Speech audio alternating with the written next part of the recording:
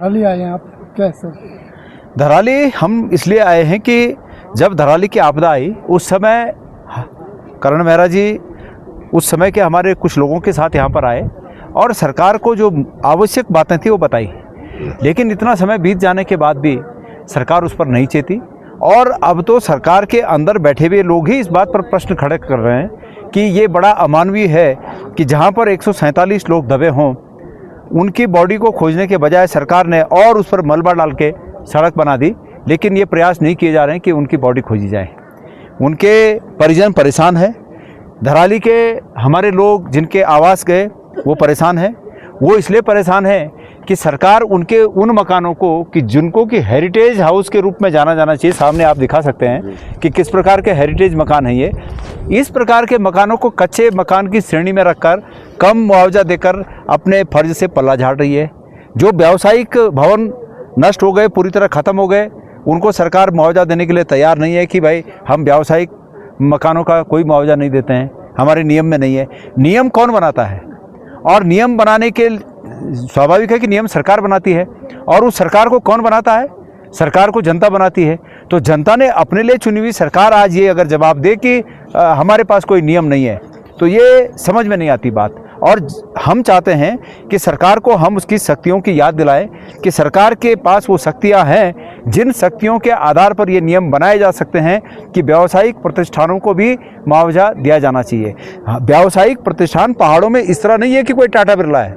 इन्होंने अपनी पुश्तैनी मेहनत, मतलब बाप दादा की मेहनत को इकट्ठा करते करते उस जमा पूंजी से बड़ी मुश्किल से अब नए ज़माने के हिसाब से थोड़ा किसी ने होम स्टे, किसी ने थोड़े छोटे मोटे रिसोर्ट, इस तरह की तैयारियां की और तब जाके बाल बच्चे पालने लायक बने लोग। पहले लोग उम्मीद करते थे नौकरियां, अब लोग नौकरी नहीं मिल रही, तो इस तरह लोगों का ध्यान है। अब उस पर भी सरकार कहे कि हम व्यावसायिक प्रतिष्ठानों को मदद नहीं करते, तो मैं समझता हूं कि लोगों को ऐसा लग रहा है कि जैसे सरकार हमने नहीं चुनी या हमारे लिए नहीं चुनी गई। तो सरकार के पास वो शक्तियाँ निहित हैं। आज धराली के हमारे तमाम लोग, पवार बंधु अभी हमें मिले थे, वो सब लोग एक नेटवर्क के बारे में भी बताएं। जब आप वो सब लोग बड़े मायूस हैं कि हमको अधर में छोड़ दिया गया। नेटवर्क जैसे विपक्ष के नेता लोग यहाँ आते हैं, सरकार हर्षिल से ऊपर का पूरा इंटरनेट कनेक्शन बंद कर देती है। तो सरकार को, मतलब सरकार अगर विपक्ष यहाँ आया है तो विपक्ष यहाँ के लोगों की आवाज़ बनकर जनता तक वकालत करने के लिए आया है।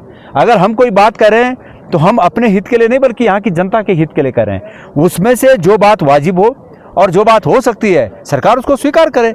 हमारे आवाज़ को दबाने की कोशिश इस रूप में होती है कि इंटरनेट बंद कर दो ताकि वहाँ से लाइव न किया जा सके, पुलिस लगा दो ताकि लोग डर जाएं। तो ये सब सरकार के तरीके हैं विपक्ष की आवाज़ को दबाने के और अपनी कमियों को छुपाने के।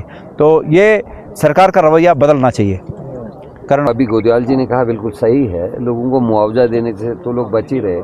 जो कच्चे आवास की बात या बात सरकार कर रही है उसमें मुझे ये कहना है कि यहाँ सीमेंट कामयाब नहीं है।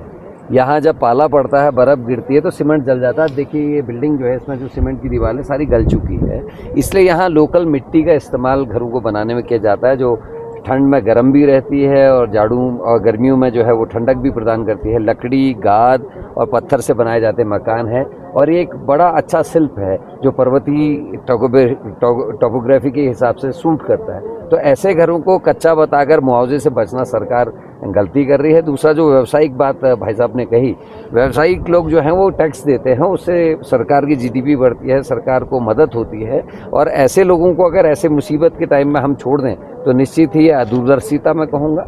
और जब मैं पहली बार यहाँ आया था तब की स्थिति आज भी वैसी बनी है। तब यहाँ काफ़ी हल्ला हो रहा था, एसडीआरएफ, एनडीआरएफ दिख रही थी। आज कुछ भी नहीं दिखाई दे रहा, वो सारी टीमें गायब हो गई, लोग शांत हुए।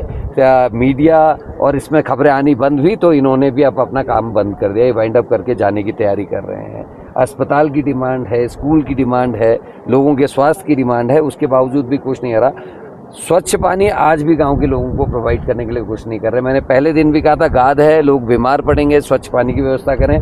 सरकार ने इन 5 महीने में शुद्ध पानी पिलाने की भी व्यवस्था नहीं की है। और मैं धन्यवाद देना चाहता हूं कोटियाल जी को कि उन्होंने जब कर्नल कोटियाल ने कुछ चीज़ें खुलासा किया तो उन्होंने उसी दिन निर्णय किया कि मैं अपनी टीम के साथ वहां जाऊंगा और देखूंगा कि क्या हुआ है। हालांकि कर्नल कोटियाल को दबाव में लेकर एक पर्चा दिया गया जिसको पढ़ते हुए दिखाई दे रहे हैं, और एक कर्नल अपनी बातों से पीछे हटते हुए दिखाई दिया और विपक्ष पे बातें उठा रहा है। उसका जवाब गोदियाल जी ने दिया। और पुराना जो आप लोगों ने साथ दिया, उस दिन हम लोग करीब 50 किलोमीटर, आपके साथी जो पत्रकार थे वो मेरे साथ यहाँ आए, मैं खुद आया था, और वो जो बातें थी वो आज भी जस की तस है, ये हम बोल सकते हैं। सर, प्रधानमंत्री जी के पैकेज की बात यहाँ पे देखिए, प्रधानमंत्री जी से उम्मीद की थी सरकार ने कि वो 5700 करोड़ रुपया उत्तराखंड की आपदा के लिए देंगे, चाहे वो धराली है, हमारा बड़कोट है, नौगांव है, थराली है, बागेश्वर के कुछ क्षेत्र, इन सब के लिए करीब 5700 करोड़ मांगे थे। और प्रधानमंत्री जी वो घाम तापो योजना यहाँ घोषित करके गए थे,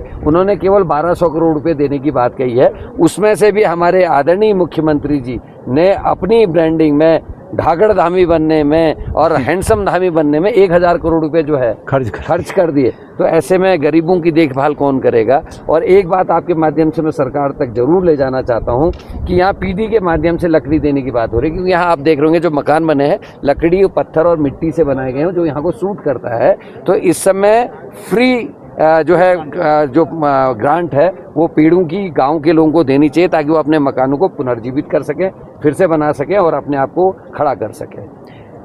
एक अंतिम बात और, जब ये आपदा आई थी और मैं पैदल आया था, आपके साथी भी हमारे साथ थे, तमाम लिंचोली के बाद सारे बगीचों में सेब लगा हुआ था और रोड बनने में काफ़ी टाइम लगा। लोगों के सेब जैसे कि तैसे रह गए, बिके नहीं। तो सेब के जो काश्तकार हैं उन लोगों को भी मुआवजा सरकार को देना चाहिए, ये मेरी मांग है।